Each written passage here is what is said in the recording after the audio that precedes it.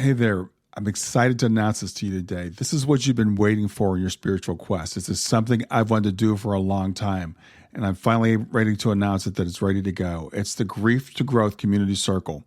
Now, this is a sanctuary where like-minded souls are united in their journey through grief and towards personal transformation. It's more than just a place. It's a beginning. It's a commitment to growth and understanding. Here you're finding not just a community, but you're entering a circle of trust and depth. You're going to engage with interactive coursework. You'll dive into exclusive podcast episodes and partake in discussions that illuminate the path from mourning to empowerment. This is a realm where every question is honored and every individual's journey is validated. To be part of this exclusive circle, visit us at grieftogrowth.com/community or look for the chat icon at the bottom of every page on the main website. Remember that entry is a privilege because I want to ensure that every member is as dedicated and genuine as you are. You must apply to join, but the journey within is worth every step. So go ahead and join us today. Check it out, grieftogrowth.com/community, and I look forward to seeing you there. Hi there. Welcome to Grief to Growth podcast. Your host is Brian Smith, spiritual seeker, best-selling author, grief survivor, and life coach. Brian believes that the worst tragedies of life provide the greatest opportunity for growth. Brian says he was planted, not buried, and he is here to help you grow where you've been planted by the difficulties in life. In each episode, Brian and his guests will share what has helped them to survive and thrive. It is his sincere hope this episode helps you today. Hey, everybody, this is Brian Smith, your host of Grief to Growth, and I'm back with another episode. And today I've got with me Mary Terhune. And Mary is a Hay House author, a Hay House published author. I'm going to read her bio, and then we'll get started with the interview. As I said, she's a Hay House published author of the book Out of the Blue, True Life Experiences of Awakening, Revelation, and Transformation. Mary has been involved in the healing arts for over 40 years as a registered nurse, homeopathic educator, therapeutic massage practitioner, and Reiki master. Mary has a degree in sociology and gives lectures and workshops in spiritual awakening, divinity, self-realization, and death based on her powerful awakening and mystical experiences over 30 years. Her spontaneous spiritual awakening began during a life crisis where she received 7 revelations from the spiritual master Jesus, who ignited the Kundalini energy and energy centers in her body, known as chakras, that transformed her conscious awareness, changing her life forever. 4 years later, after meeting a monk who had become her teacher, she had a profound experience of self-realization that brought her the message that divinity is humankind's natural state, and it's one that we need to reclaim. The message delivered to her at that time was, here is your divinity, the divinity that awaits all mankind. So with that, I'm gonna cut the bio short there, Mary. I'm gonna let you tell your story, but I want to introduce Mary Terhune. Hi, Brian. Nice to be with you. Mary, it's great to have you here. I appreciate you doing the interview. I have read your book and I found it fascinating. I'm not sure exactly where to start, so I'll just let you tell your story from wherever you think is good to start. Yeah, well, as you can see, the world is going through a big transformation, right? Mm-hmm. So this was sort of like the transformation that I had many years ago in the 80s when I went through a big life crisis. And the crisis was so dramatic. You know, before that, I knew nothing about meditation, spiritual paths. Mm-hmm. I had no understanding whatsoever. I was just living my life. You could say I was living in the egoic dream mm-hmm. of duality, where things were right and wrong or good or bad, blame and shame, that whole game. And at one point in my life, I lost everything that I had worked for. I lost all my retirement money. It was through an experience with other people. And through that experience, I had a daughter at that time who mm-hmm. was about 11. And I really blamed myself for losing my investment.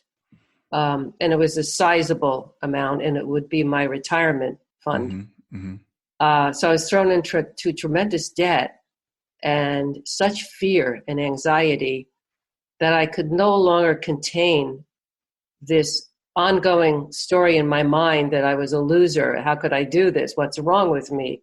Why didn't I get a lawyer? All these conversations. And it was reached such a point. I was in such agony. I called out to God that I didn't really believe in. Yeah. And said, just let me die, because I can't deal with this anymore. I cannot hold this grief anymore. Mm-hmm. And at that point, I was sobbing uncontrollably like I'd never cried before. And at that point, when I called out, all of a sudden, my mind stopped. I couldn't think one more bad thought. It just absolutely stopped. And what happened was a space opened up. Now, of course, I'm speaking about this now with this understanding, but at the time, I didn't understand. So this space opened up, and as soon as that space opened up, this light entered my living room through the window, and this peace came over me, and it said, you can't blame her. She didn't know. And all of a sudden, I found myself in this very peaceful state.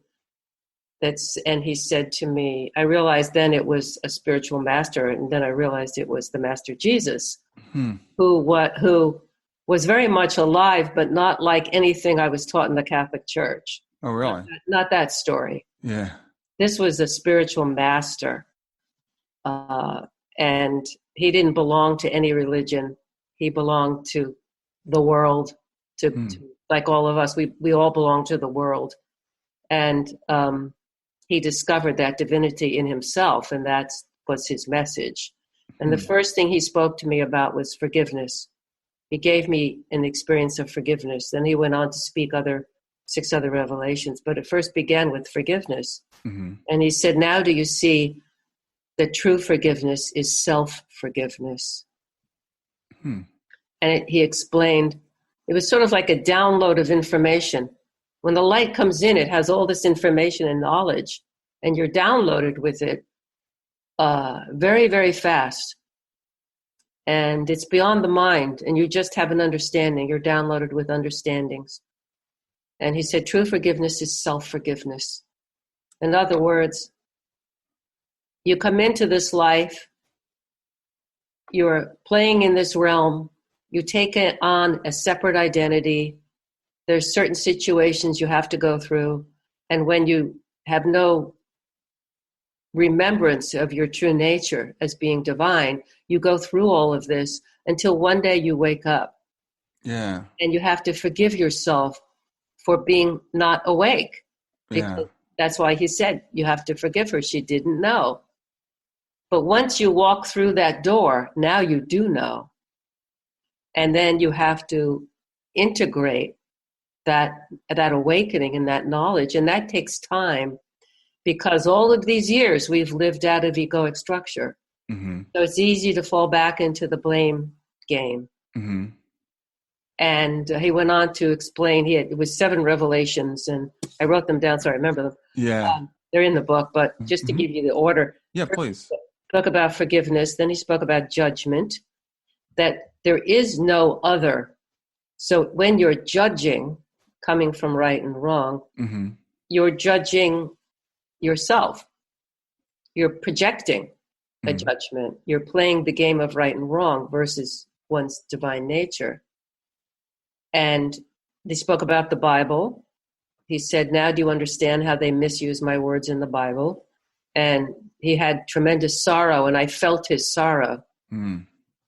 He spoke about weight and emotions and how they're connected, that everything begins in an energy of thought and mind, and then it trickles down into the physical. He spoke about disease, which was the same thing. He spoke about aging. Aging is from what we create in our mind, which causes friction in our being and doesn't allow the spiritual energy to flow. And he spoke about the ego, which I came to really understand was a case of mistaken identity. That we believe we're separate, that we're each separate. We're separate from each other. And therefore we create other, which is all about duality and blame and shame. And it went on and on. I mean, he gave me, it was an then he awakened my Kundalini energy. I mean, I had heard about vaguely, had heard about the chakras, but now he awakened that in me, and I felt all the energy, my chakras going around in circles. And I went, oh, that's what they're talking about. It's real. And then he did something where he awakened the third eye. He removed a veil from my third eye. I felt it. It was like a literal unveiling.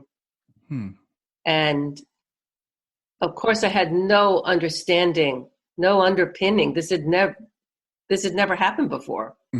What is this new world? But I knew it was real. It was more real than what I was living, which I thought was real. Right. But that was a dream of the ego and being not awake. And the real was this divine light that seemed to be all around me and in me. At that time, I did not understand what that really was. And at the end of all of this, there were many, many things that happened that I go into the book. Yeah. He awakened this profound love that I never touched before, never knew existed before.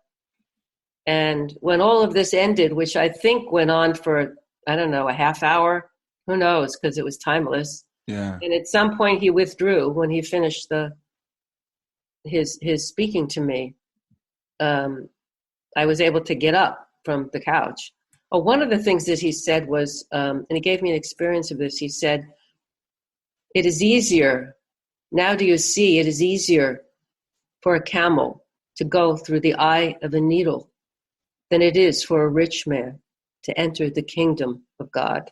And he gave me the experience that this is the eye of the needle right here. Oh, okay.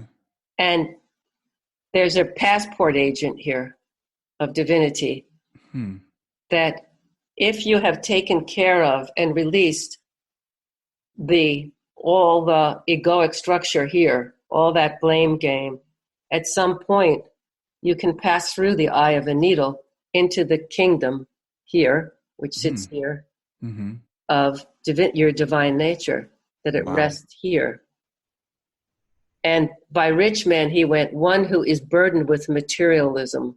Right. The way you think that this is just a material world and, I'm going to get what I can and I don't care about you.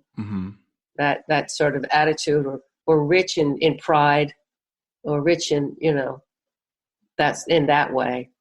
And I had never really, to get that full understanding, it was so deep and so profound. Yeah, because we've always think of when we say the rich man is like that's the guy that's got a lot of money, right? But you're saying it's the attachment. Yes, yeah. It's believing that that's all there is. Being burdened with your material mind in all of this, and everything is duality and blaming others and getting for yourself and greed and believing in there's not enough. Yeah, and that's a lie. There's wow. plenty. There's more than plenty for everyone to have housing, food, a job, love, all the things that help support us to be in a physical body on this earth. Yeah. There's more than enough. Well, let's talk about that. There's more than enough. Why do we feel like there's not? Why do we feel like we have to compete for everything? Because we're living in an egoic structure. Okay. Yeah, because we believe in the duality, that there is an other. And imagine having, this is an experience. I could never have come to this knowledge without an experience, because it doesn't come from the mind, and you can't free yourself from the ego from inside the ego. You need an external force called divine awakening to come in to break open that structure. Wow. Okay. And up until now, humanity has lived only in that structure, that very small structure, in a very small way. And we haven't been able to break through that veil of separation that rests down here. But once we have an awakening, once the Kundalini or the spiritual energy is awakened within us, I once was blind, but now I see. Because when I went out to the backyard, after he left and withdrew his energy, I went out to the backyard to get a breath of fresh air. And when I opened the door, I was shocked by what I saw, because all I saw was light everywhere. Light, all these little photonic packets of light that created the trees and the earth and the little squirrel that was running by and the flowers. So I saw the reality that exists that you can only enter into when you have this experience of your divine nature. Stay with us. We'll be right back. Hey there, something I want to tell you about today. My podcast platform, Buzzsprout, has recently made it easier for me to allow you to support me financially. Go to www.grieftogrowth.com/subscribe. That's grief2growth.com/subscribe. And once you're there, you can sign up to support me financially. Now, you can do it for as little as $3 a month, or of course, as much as you'd like. If you do that, you'll get access to bonus episodes, and you'll see those in the regular feed. They'll have a lock on them. But when you become a subscriber, you'll actually get access to your own private feed, and you'll be able to listen to the regular podcast along with the bonus podcast for the subscribers. I want to thank you for listening. I want to thank you for sharing the podcast. And I want to thank those of you who support me financially. Have a great day, and on to the episode. So I think that's really interesting when you say that. And I remember reading that in the book, and I thought about when people have near-death experiences, that's the way they describe what we call the other side. yes, And I wonder sometimes, it's like, is that what our world really looks like, and we just can't see it? yes, Wow. that's correct. We can't see it in each other.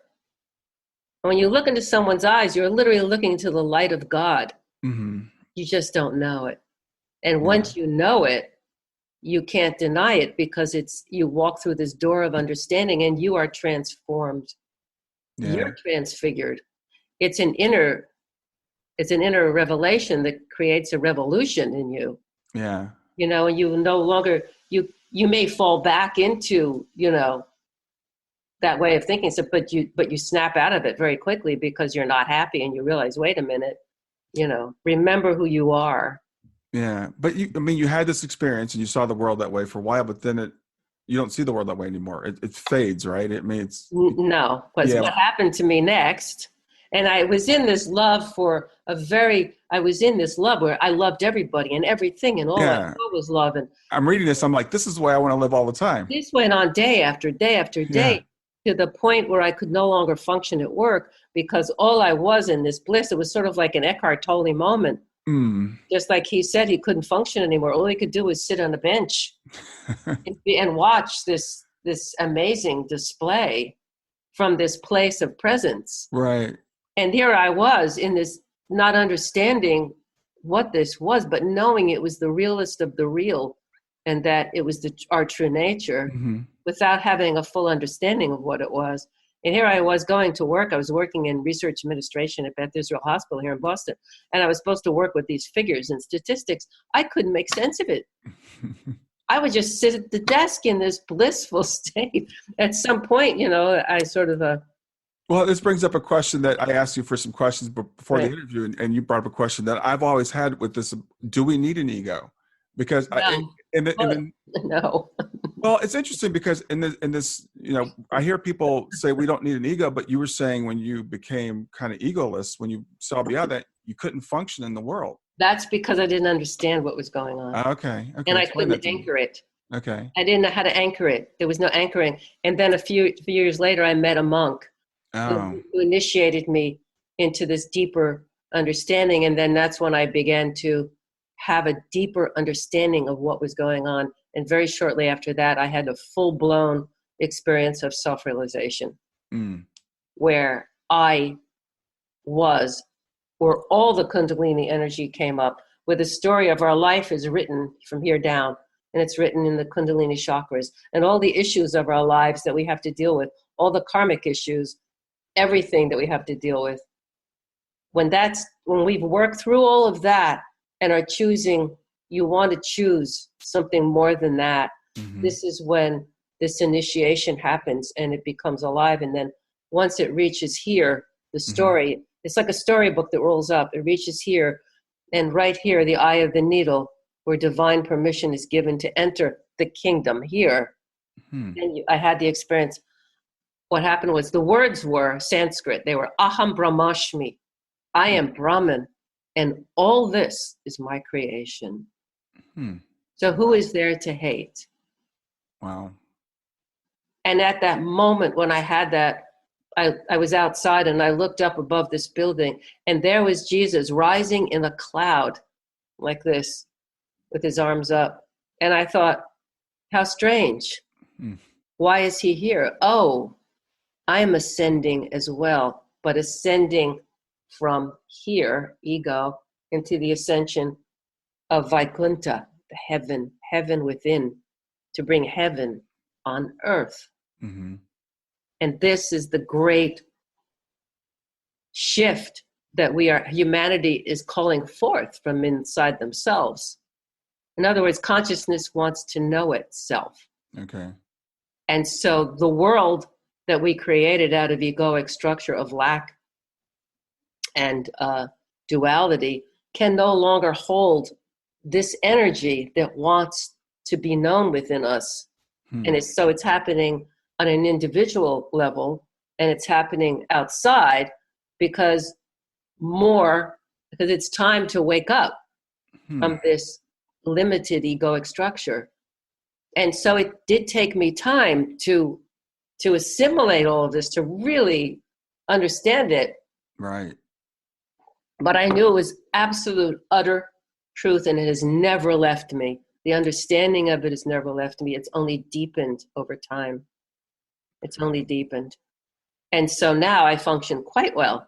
Actually, you function your best when you are functioning as in that knowledge and choosing moment to moment. Eckhart says, be in the now. That's the now. And if the mind has got a story going, interrupt the story and be in the present, be in the moment, between the words, between words. There's a space that's alive. That space is your divinity. In silence, God is known. Your divinity as God is known. In silence. Wow. Because speech can't capture it. It can only point to it. Right. Right. So, so the self-realization that you just spoke of, is this what happened when you were having the meditation and you saw the monk and were taken out of your body? I didn't go out of my body. I went into my consciousness. Okay. It's very different. Yeah, explain that to me. Yes, because there's an awakening that happens. In other words, this energy that's in us awakens, and it's like all the veils are removed. So they call these veils Maya. All the veils are removed. And then you can see, because when that happened, again, what happened? I saw the photonic packets of light. And people, this time I was outside, so other people around, and I saw their soul hovering over them in this light halo right here. And it filtered down like a Christmas tree. And I thought, do they know that they're God? Because here I am in this state. Don't they know they're God?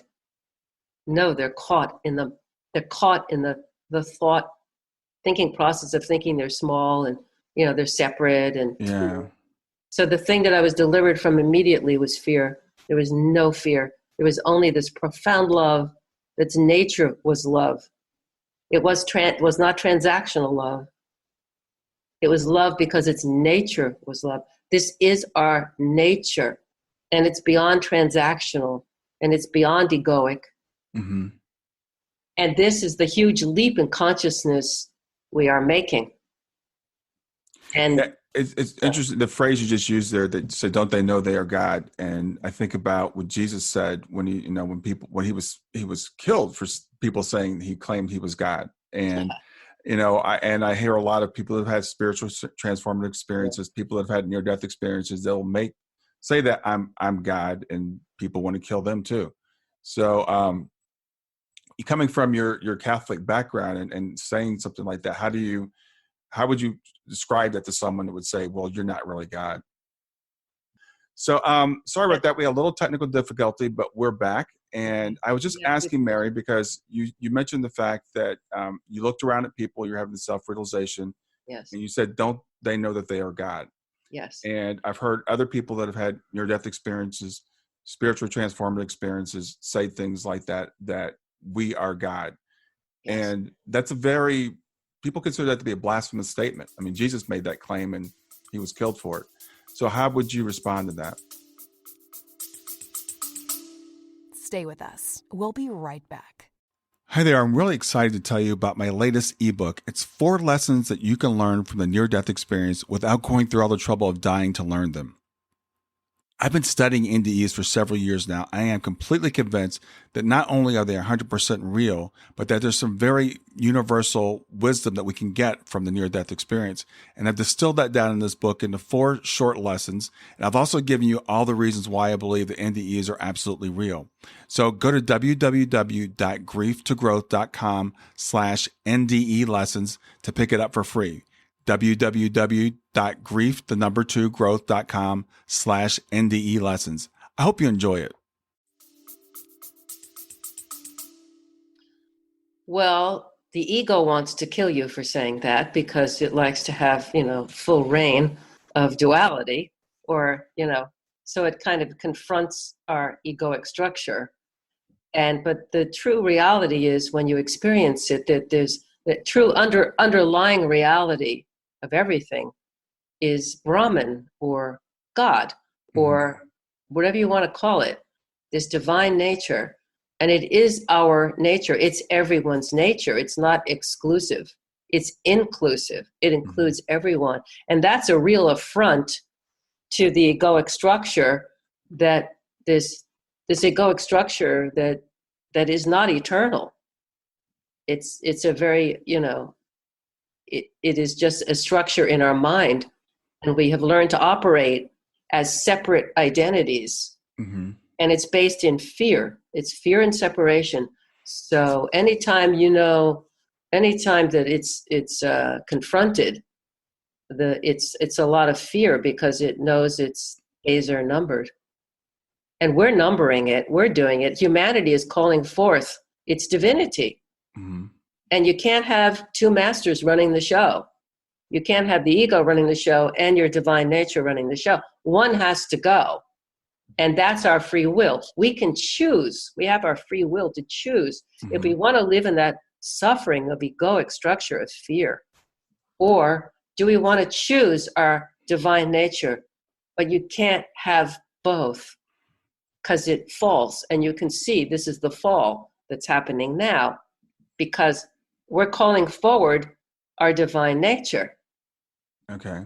And you can call it, sometimes it's referred to as Brahman Vidya, the supreme science of the ultimate reality or awareness or presence, whatever you want to call it. It belongs to everyone equally. It's beyond all of our religions. You can have religions, but it has to be inclusive for everybody. Practice as you wish your divine nature. That's our free will to do that. But it's all one within everyone. Yeah. So what do you think about what's going on with the world right now? Because depending on your point of view, a lot of people think everything's kind of falling apart. Social structures should be falling apart. Yes. Things are falling. And it's interesting because when we first started this conversation, you talked about how when you came to this realization the first time that Master Jesus came to you, you were at a low point. I mean, you were like, I can't do this anymore. So you think those two things may be in parallel? Yes, it is exactly. And this is why I'm speaking. It took me 30 years to write this book. I had to integrate it and live it.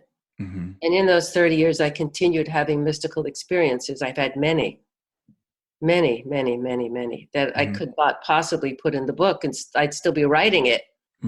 But Wayne Dyer, as you know, Wayne Dyer wanted me to write this. He wanted me to re-edit my first version of this and to have Hay House publish it, and that's how it happened. And Wayne, unfortunately, we lost him 3 months before the book came out. He passed in August, and then the book came out in November. But and he wrote, on the back of the book that my description of self-realization was the best that he's ever read in over 30 years. And that's what prompted him to contact me. Yeah. And to come and so, and there's a wonderful, by the way, on my website, maryterhune.com, maryterhune.com, right on the first page, there's the audio of Wayne reading my chapter on self-realization, my description of what happened to me. Yeah. and it was captured in an audio. So we have that. So there's like the gift that Wayne left behind, left here Yeah. for us, as Yeah. well as his other teachings and books and everything. But yeah. Well, I like the way you put that. We've got this. We feel like we're separate, but there's this underlying consciousness, if you want to use that word, that kind of that permeates and actually supports all of reality. And I'm just learning a little bit about this now. And I'm reading a book by a guy. It's called Idealism: The Idea That Consciousness is everything that there is, and the physical rises out of consciousness. Yes. As opposed to science has it exactly backwards. Yes. That we're material, everything's material, and consciousness is either an illusion, it doesn't really exist because they realize it really can't come out of the material, or they'll say, well, consciousness is a separate thing that arises out of the material, which doesn't really make any sense either. But that's kind of the thing that's what we're operating from. Yes, and consciousness precedes matter. Right. That's what I saw. I mean, not only did I see it once, I saw it many times. Yeah. The consciousness precedes matter. It cannot die. It was never born and it can never die. Neither can we, because that's what we're made of. And it was put in this physical material body to express itself. So you could say that there's only God and God is expressing itself. Mm-hmm. But when I use the word God, people get all kind of tied in the knot about it because the ego has kind of taken it over and made it and used it as a weapon. Yeah. It's our divine nature. You want to call it divine nature. You want to call it Brahman.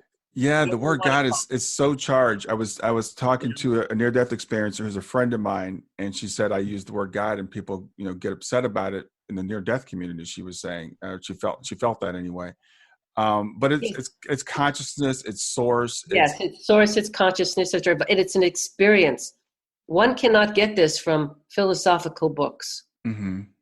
It has to be an experience. Can you call it forth? Yes. You can call it forth. You can say things. You can remind yourself when you're going into a story in your mind about how you think things are. Mm-hmm. To stop for a moment.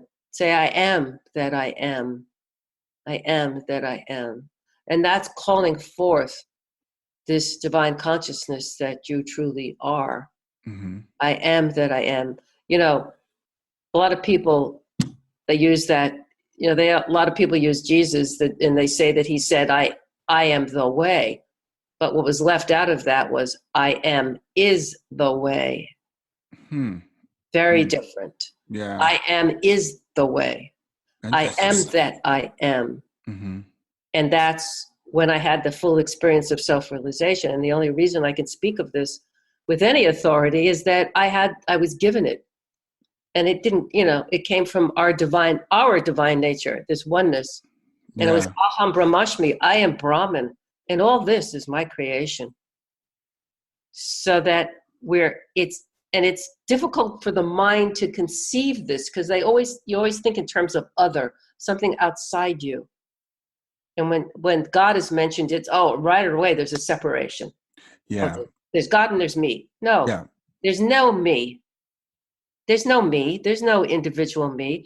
That's a dream of the egoic separation. Now we're moving into the true reality of eternity of our eternal nature that can't die. So that when your body drops from this world, you leave it and go on. Mm-hmm. There's no end of consciousness. There's just a continual evolution of it. And we are in an evolution revolution. And that's why the structures are falling apart, because this energy, this higher energy that we are all calling forth, whether aware of it or not, is divine in nature. Mm-hmm. And we have to therefore construct from love, not hate and fear. And I'm talking about a love that's not transactional. I'm talking about a love that's its nature is to be in love without fear.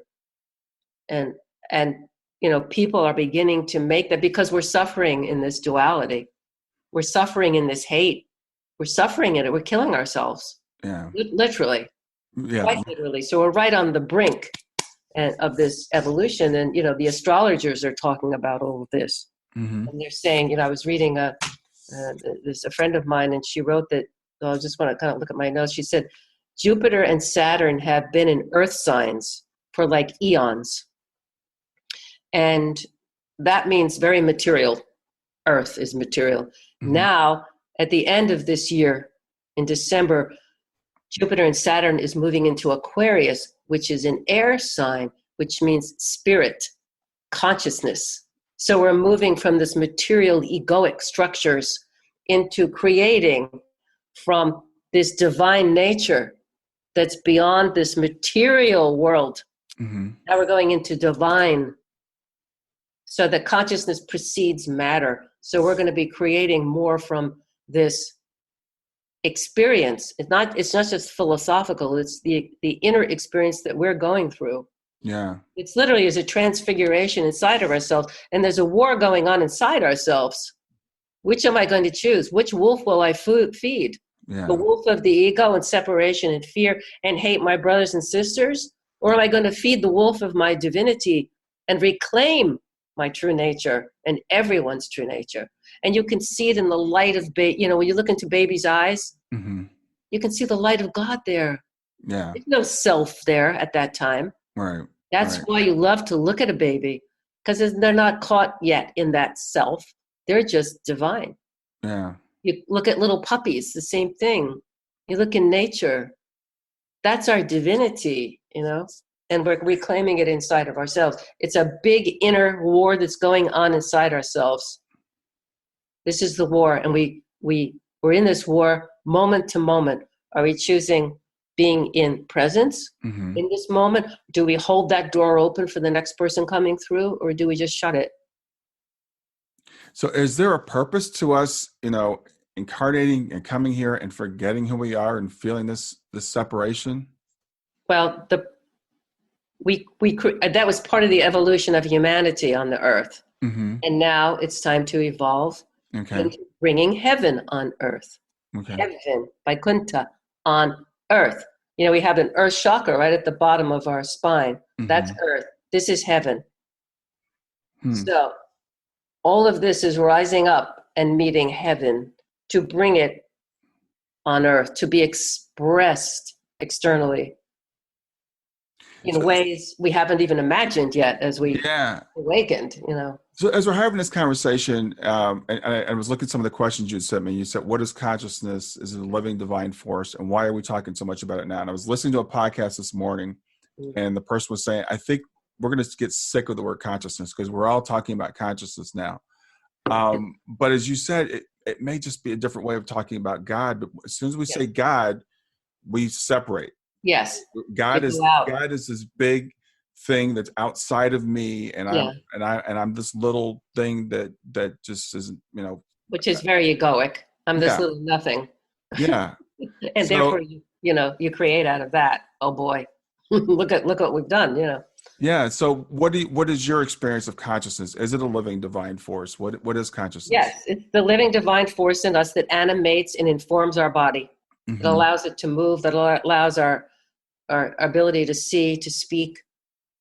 And when it's no longer involved in this process here, then it leaves. So like smoke going up a chimney, let it go off to another. It's beyond time and space. Consciousness is this, and it's not just a word, it's an experience. You have to experience it. The mind cannot conceive it. Because when it happened to me, the light that exploded within me and the energy that came out of my heart and opened it in this flowing ocean of divinity was omniscient. Yeah. It was staggering. And I was overtaken with my true nature, hardly believing that this is what's inside of humanity. Here is your divinity. I was given it. Here is your divinity. The divinity that awaits all mankind. And I'm going to read the rest of that quote. Yeah, please. Here is your divinity, the divinity that awaits all mankind. Your soul wants full expression now. This is the presence. This is the living presence. This is living. This is real. Wow. That's what was given to me on that day. So That's the experience. So how do we how do we experience self-realization? You said it can't be conceived by the mind. So if I want this, you had some truly amazing experiences, and they Yeah. are in the book. And I do recommend people get the book because we're not doing them justice in the interview here. But how do I experience self-realization? Same way I would. It's that same love. It's not different. Mm-hmm. It's all the same in everybody. You see, it's an equal measure. Mm-hmm. There's no more. You get more and I get a little bit more. It's Yeah. all one. You'll experience it the same way when your heart opens. Love. But I'm talking about way love. Yeah. Yeah. Beyond transactional and beyond the suffering ego. And it's astonishing when you experience it, because it's like, oh my God, this is inside. This is in us. What?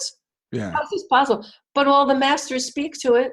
Yes, they do. They all speak to it, no matter which master it is. They all speak to the same light, and it's magnificent. It's outrageous. It's inconceivable, and it's omniscient, and it's us. Yeah. And imagine, as we each reclaim this in ourselves, imagine creating from that space. And we're moving there. We're moving more to air, lighter, light. Look at the internet. I didn't have this growing up. Cell phones. I mean, this is a reflection of what I'm talking about in terms of bringing it into the material. So who knows what new things are on the horizon here, what new creations, what new structures we'll create, and how we will create them when we reclaim this. But in order to reclaim this, you can't function from egoic. Mm. It will not be allowed. Just like it's the eye of the needle. Yeah. So it's harder for this. It cannot enter this. It's not allowed. It's a fail-safe. So a lot of my listeners have experienced tragedy in their life. Yes. Experienced death, and death is a difficult subject, and it's one that we don't shy away from here. So I know you had an experience with death during a meditation, and you were shown some things. So talk to me about what that was like. Yes, I was actually working at MIT at the time in the Space Center, and every lunch hour I would take that time to meditate, because by that time I had found a teacher, and I understood that in order to continually make contact with my true self, to make those breakthroughs, I really needed to meditate and give time to that. And so it was during the winter time, and so I was sitting inside now. Usually I was sitting outside, and I was sitting on a bench in the engineering building at MIT, and it was these big glass windows that faced Massachusetts Avenue. And I would often bring spiritual material with me to read and then meditate on it. And so I was reading a book about this saint that had passed. And I thought, that's too bad. I'll never get to meet him on this earth plane, at least. Mm-hmm. Right. What a shame, And so I closed my eyes to meditate. And where I was meditating was the lobby of the engineering building. So there's this revolving door where students would come through and go out as a pass-through. And I'm sitting there to the side, leaning against the wall. My eyes are closed. I'm meditating. And I hear this voice that's just like you talking to me, that says, "Are you ready?" And I thought, that's some student bothering me. They see I'm meditating, they're playing around. Mm-hmm. And so I just ignored it. And then I hear again, "Are you ready?" And all of a sudden, with my eyes closed, I see this monk all in red, dressed in red robes, coming towards me. And I'm like, oh my God, people have talked about these real experiences in meditation. I had no idea it's real. Mm-hmm. And so he walked towards me. And when he walked towards me, he turned into the Milky Way, the energy of the Milky Way. And he entered my solar plexus right below my chest. And when he did, it set off this cacophony of divine noises, which involved a conch, the blowing of a conch, bells ringing, and the sound of wind, like a tornado, whoosh, and the bells are ringing and the conch is blowing, and all of a sudden I hear a locomotive going through, and I hear all this noise, and it's such a rack, and the energy inside me was so powerful. It was the energy, I didn't understand, it was the energy of divinity, God, this source in all of us. And it came up, and it was rising up and up, and the sounds were loud, and they were so loud I thought my eardrums were going to burst. Yeah. All of a sudden it reached here, and I understood that I was about to leave my body, that this energy was about to, and I thought, oh, I'm going to die. But I wasn't afraid. And I had the thought, well, what about my daughter? I have a daughter. And I heard, don't worry. Oh, okay, I won't worry. And then I was taken out. And like 2 seconds later, there I was standing in front of two windows of light, a rectangular window, one over the other. And what poured from these windows was that divine love, that divine, magnetic, overpowering, world-creating love that we, of course, are. Yeah. But this divine love that was so powerful that it was magnetic, and I wanted to go into it. And as my being, my consciousness light being, went to move towards it, to go, I heard this little voice that says, what about your daughter? But I couldn't resist this magnetic love. There was no resistance. I had to go to it. As I went to move towards it, the monk was there, and his energy touched my energy, and he goes, not yet. And I understood I had to go back to wherever I was, but I had no memory of where I was because I was completely all me. I could see, think, hear. I was completely me, right? All of its fullness, and feeling quite happy. And I was told I had to go back, and I'm like, wait, how, where? And I looked down, and I see this silver cord just floating through the air, this very thin silver cord of light. And it was attached to my energy body. And I was told that to follow that light, follow the cord back to wherever you were going. And so it took all my energy, it took every ounce of my energy to concentrate on. And as I went to follow that cord from this vast darkness, all of a sudden, whoosh, this vastness opened up, and I saw our solar system. And I started flying through the solar system, one planet to the other, and I wonder what planet I'm going to. Oh, I'm going to planet Earth. And so I'm following this cord, and I go, oh, it's like a zoom, the zoom map? Like that.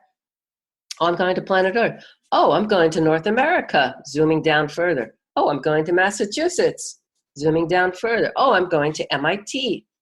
And all of a sudden, I find myself floating on the top of the ceiling of the electrical engineering building, looking down at a body that's sitting meditating. And I thought, oh, I have to go into that body.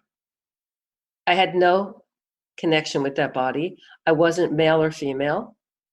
I was just consciousness, pure being, pure light, in all of its fullness, noticing everything, seeing everything, hearing everything, knowing everything.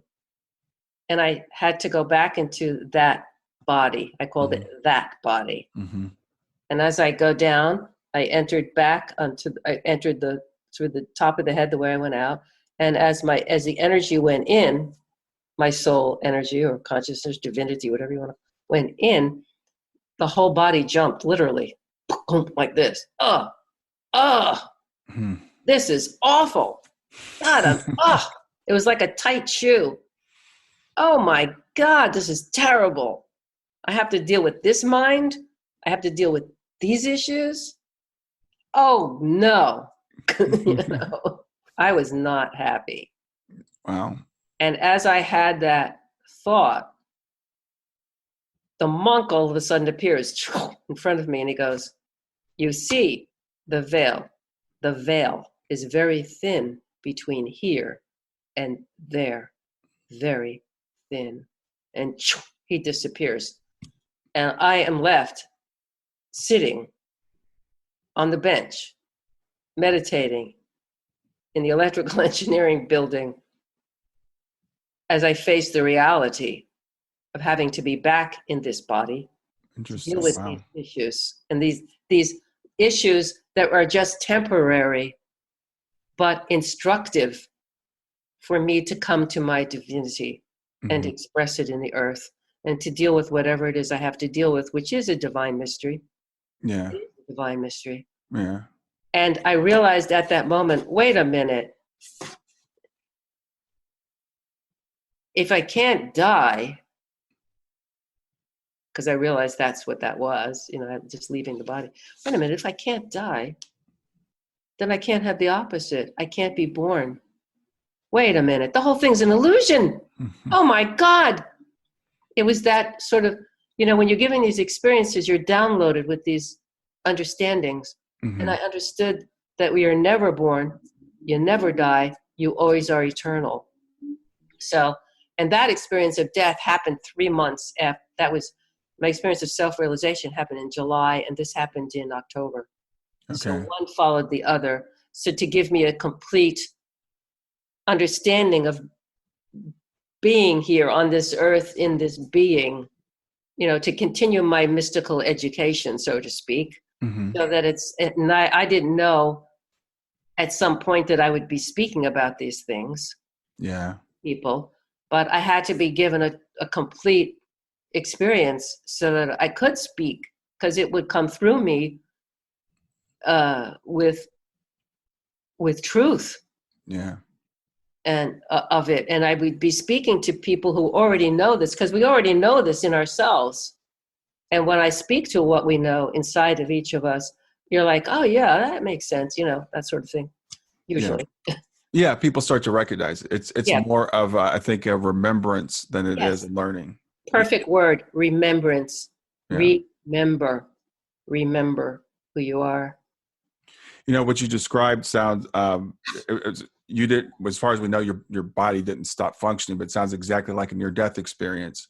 And yes, and the reason it didn't stop was because the cord wasn't cut. Okay. Yeah. But I was talking to someone the other day, and I deal with a lot of parents who have lost children. Yeah. And I was there was a near-death experience that had been on my show, and he had said he made a choice to come back. And she said, well, if my son passed, then obviously he wasn't given a choice, because if he had been given a choice, he would have come back to me. And I think a lot of us want to believe that. But it's interesting when I hear you describe this, you thought about your daughter, but you knew everything would be okay. Yes. Yeah. Yes. And if you don't come back, that means you're complete, or at least for this incarnation. Right. And we don't, when we're finished, when we're complete, whenever we've completed everything, which can take thousands of years, we don't come back we graduate to something else. There's more than earth. There's more to heaven and earth, Horatio, than is dreamt of in your philosophy, right? Right. There's more. This consciousness continues to evolve in a joyful bliss and never-ending expression. And this is why it's so precious. Our life is precious here to remember who we are and allow us to continue to evolve. And we, And you just touched on something else there again. Another subject is pretty controversial: reincarnation. So you say we do come back more than once. Yeah. We're eternal in nature, so you keep coming back, I mean, after I had all these awakening experiences, I did have memories of past lives. So, but but everybody has them, so that's not the important part. That's just a sidebar. That's a sidebar. Yeah. Yeah, of course.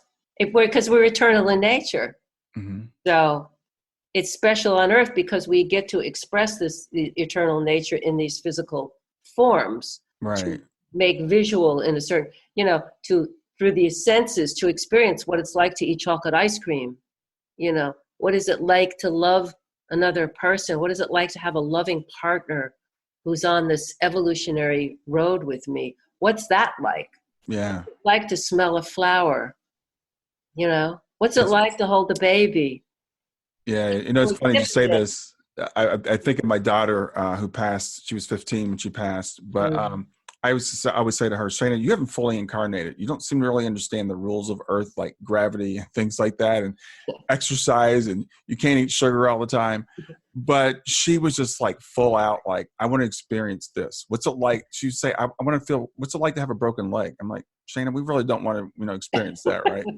But when she had to get blood drawn, it's like, what's it? So that's just was like her nature was just like, what's this like? Just really fully embracing life. Right. And so, I realized in that first awakening with the Master Jesus, when I went out to the backyard and saw this light, not only was it light, but the experience of that light was that light contained a profound love that was so powerful. I burst into tears and I said, oh my God, this is paradise, but we've made it into something else. Yeah. Do you think we can sing like that again while we're on Earth? I mean, this is why we're here. Okay. Brian. Yeah. Pay attention.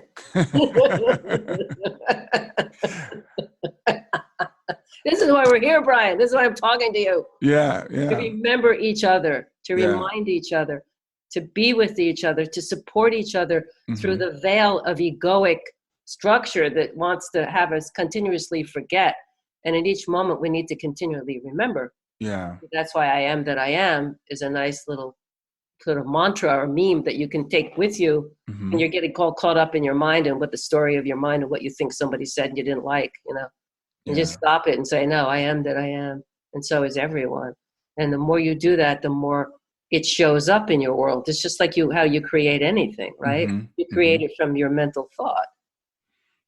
So imagine creating I am that I am in you. And then what talents we have that we bring it out and express it.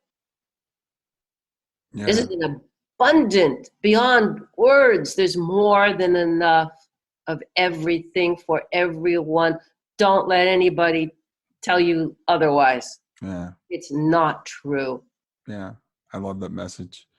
Well, Mary, it's been really wonderful having you on. I appreciate you putting up with the technical difficulties we've had and some scheduling things. My pleasure. I want to go over your book again and how people can contact you. So the book is. Can I show you?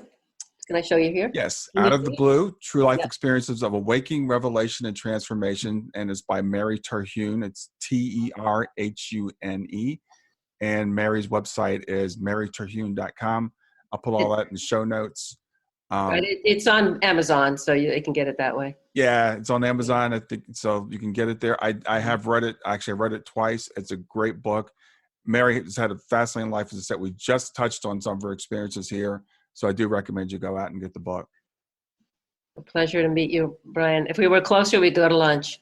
Yeah, for sure. Sure. Okay. Someday we'll do that. Someday. Yeah. All right. Well, Mary's great meeting you. Have a great rest of your day. You too, Brian. A pleasure. Bye now.